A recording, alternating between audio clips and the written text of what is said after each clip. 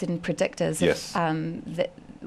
And actually, on that basis, some people take action, precautionary action, before the disease develops. Sometimes you read of celebrities that may have a mastectomy in order to prevent the disease. Could you touch on that is very that unfortunate topic? because I'm sure that a lot of your viewers have heard about Angelina Jolie, who was found to have those BRCA1 and 2, and she decided to have a preventive double mastectomy.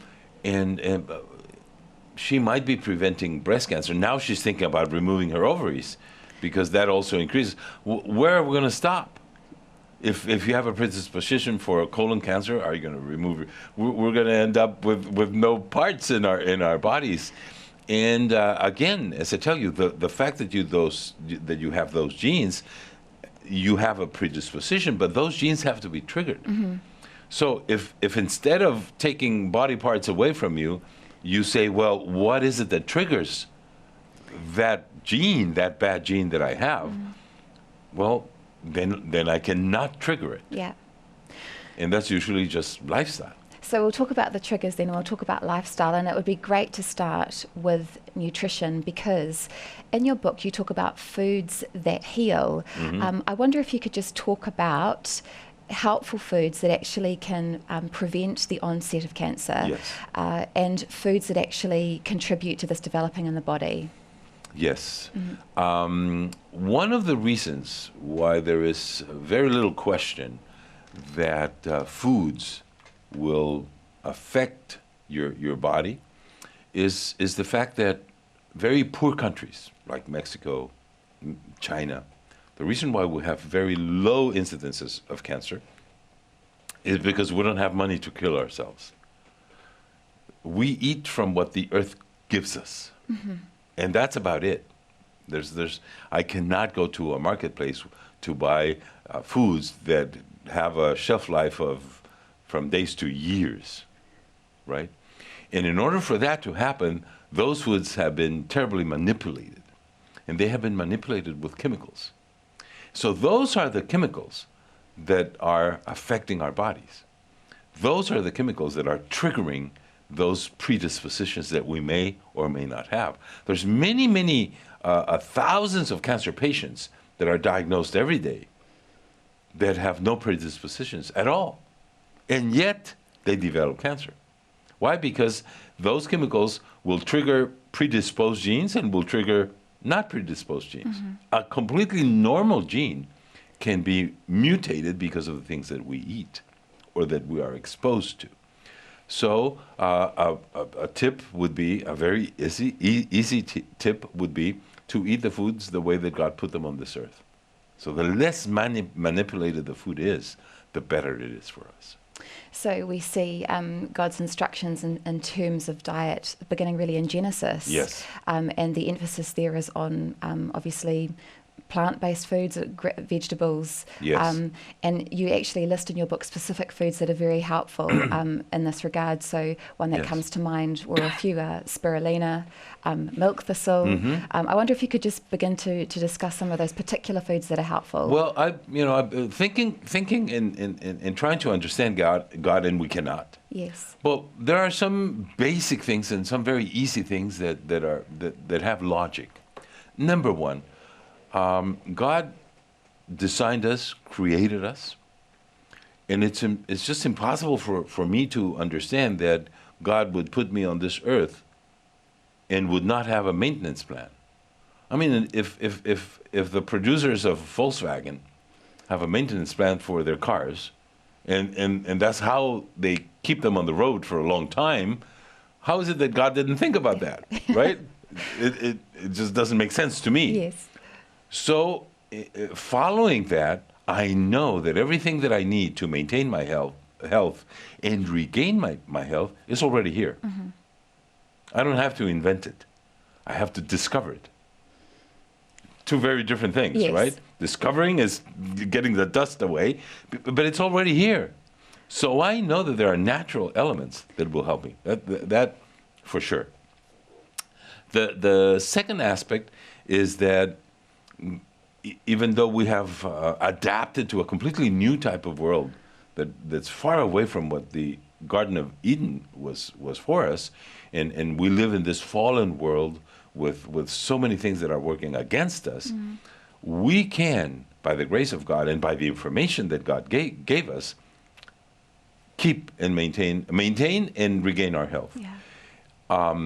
For instance, we say, well, after Jesus died on the cross, well, now we can eat pork. But it was very clearly stated that we shouldn't eat pork. And it took us 2,000 years to find out why. The porks have a very short digestive system, and they keep a tremendous amount of toxins in their meat. So when we consume them, we're consuming a lot of toxins. So it is true, before Christ, you would go to hell if you ate meat of the pig. After Christ, if you eat meat of the pork, you will go to heaven sooner. Right. Okay. So it's not a matter of losing your salvation. Yes. if you are legalistic about these things. Yes. But they have a benefit for you. And it's a physical law. Shellfish are the other specific Correct. groups that are mentioned in Leviticus and Deuteronomy. The activity of prawns, or how do you call them, shrimp, Yes. is virtually the same as a pork. It's to clean up, and thus they are very rich in toxins. Of course, now you have them where they produce them, they farm them, and so they keep an environment clean. It's not that bad for you, and we can eat them. It's what we do on a constant basis that it will be bad for us. So if you eat pork once every 2 months or so, it's not going to be bad for you. It's not going to trigger cancer. But it's the things that we accumulate and do constantly that will deteriorate our health. So for people that are watching at the moment, and perhaps there hasn't been a diagnosis of cancer, but they're really wanting to prevent this possibility, and they're considering their diet. Yes. Obviously, we've mentioned these two particular foods of pork and shellfish based on God's instructions On biblical biblically. principles, yes. But what else could people do if they're wanting to be careful in this area with regard to their diet? Well, one of the things that I found, and again, I just mentioned an example, that Christians are less healthy than non-Christians. And so if you compare the health of Chinese in comparison to cancer, they have an extremely low incidence of cancer. In America, the most Christian nation has one of the highest. The Christians have more cancer than the non-Christians. And it's basically because the non-Christians are abiding by God's laws without knowing it, and the Christians are avoiding God's laws because we know them. Because of grace. Right, because of grace. And so it's a different way of looking at what Paul said, for to me to live is Christ and to die is gain. What I tell my patients, if you're looking at life like that, because a lot of people just give up, and they say, well, I'm ready to go to heaven. So I asked them, how long are you going to be in heaven? Well, forever. Well, that's a long time. He said, it's forever. What's the rush? Let's do something so that you can enjoy life here. Yeah. No matter how bad things are in this world, it's beautiful to be here, isn't it? And by the grace of God, we can enjoy this terrible world in a way that can be beautiful, and we can do meaningful things, then we can help other people. So I fight for life while I'm here. I know that I'm going to be in heaven forever, but I tell my patients, I would like you, they gave him 3 months or 6 months to live. And I tell them, well, how old is your grandson? Well, 3 years. Well, let's plan that you will be in their wedding. Yeah, that's the plan. Yeah. That's the goal. We want you to be in your... So you don't think about the next 3 months. You think about the next 20 years. And the mindset changes tremendously, and the power of the mind is enormous. Yes. So so we work with that with our patients. Well, it's wonderful to begin to get a picture of your approach here, because not only are you advising in terms of what sounds like a vegan-based diet, but also you're talking about this motivation and incentive you give, and we're going to come to that as well, the importance of our thought life and the way that actually affects our immune system as well, and the cure of cancer, or at least preventing cancer from progressing any further, the importance of our thinking. So just going back to this idea of food, because I know that people will have many questions about this. For those with cancer, you would basically advocate a vegan diet, and Yes. if that's not possible, you refer to a Mediterranean diet. Would you be able to describe what the Mediterranean There are diet is? at least 15 published papers in the medical literature Yes. that show that patients that consume a vegan diet live longer and better than the ones that don't. Right. So we know for a fact that a vegan diet is the best diet for a cancer patient because it precludes the possibility of cancer producing a number of proteins that are necessary for their growth. Right. So you can fight cancer directly with diet. That's the message that I would like to say. It's not just a sacrifice and that it's good for you. No, it's actually anti-tumor, like chemotherapy or radiation. You can use your food to attack cancer. And that is very important, and it makes a big difference on how a patient responds to other therapies when they combine it with a diet that it's directed against the tumor. So can I pick you up and ask you a question about sugar, because I know this is an emphasis in your work. I think there's a relationship between sugar and insulin and the development of cancer. Yes. Would you be able to touch on that? Well, we were talking about the excuse me, the genetic component of cancer. Yes. And there's definitely mutated genes. That's not in question. But on the other hand, we have the metabolic component of cancer. Right. Now, the genetic component is there, but it's extremely complicated. We are finding about every month a new mutation, and every new mutation produces a protein, and that protein benefits the cancer. That's why they have the mutation. And we develop then drugs to block that protein. Avastin is one of the most common ones because it's been there for a while. They're very expensive, and they may prolong the life of a stage 4 cancer patient for about 4 months at a cost of about 8,000 pounds per month. Very expensive. Yes. Here, well, your government pays, but in many cases, many of those new drugs are not available in England because they're so expensive and very impractical. So even though there's a component, a genetic component of cancer, the variables are so many, and the cost of the treatment makes it very impractical. I developed what is called the Contreras metabolic integrative therapy, based on common denominators, metabolic denominators that all tumors have. And one of them is their source of energy. So whether it's cancer of the breast or cancer of the colon or a sarcoma or a melanoma, all of them need the same type of energetic. And so I can attack all cancers with one element. And sugar is what they need. And it's interesting that that was found out in 1930. And because of that find, that discovery by a German doctor, PET scans were developed at the end of last century, and now they're more and more prominent. Everybody has heard of a PET scan.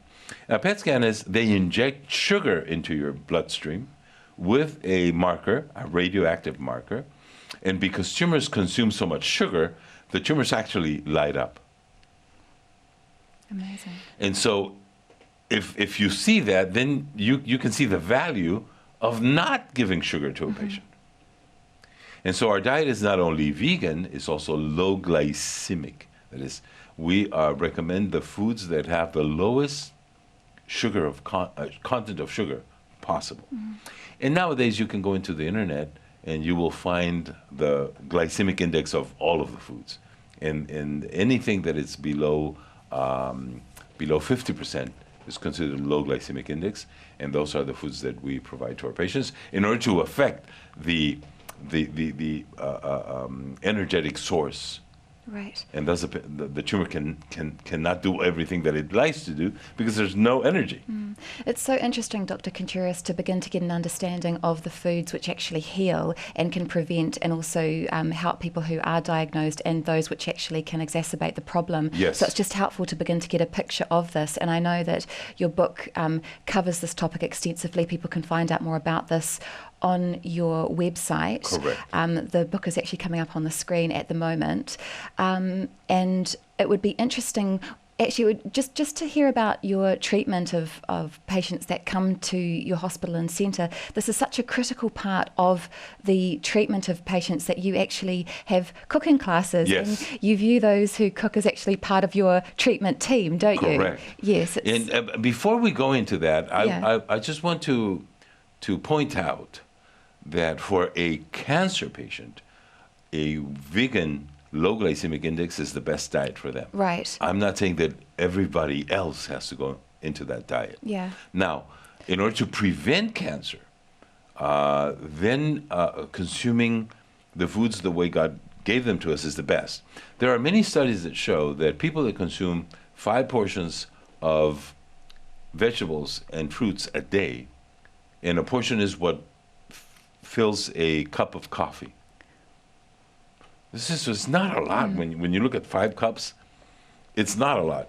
If you do that, even without changing anything else in your lifestyle, if you smoke, if you drink, whatever you do, if you add 5 portions of fruits, you will lower the risk of developing cancer by 50%. That's amazing. So if you change, then all of the other bad habits is going to be a lot higher.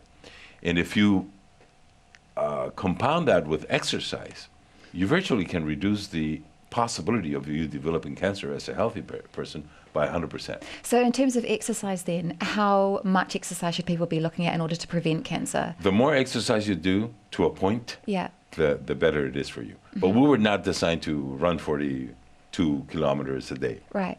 That you don't have to go that way. Studies show that 4 hours of strenuous exercise a day will lower the incidence of cancer by 60%. So anything that you do, just moving a little bit to 4 strenuous exercise hours a week is going to be very beneficial for you. Walking a half an hour a day will do it. That's how easy